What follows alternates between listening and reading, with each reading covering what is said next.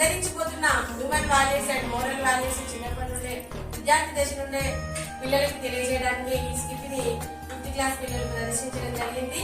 మీకు కనుక ఈ స్కిట్ నచ్చితే please like, share and subscribe.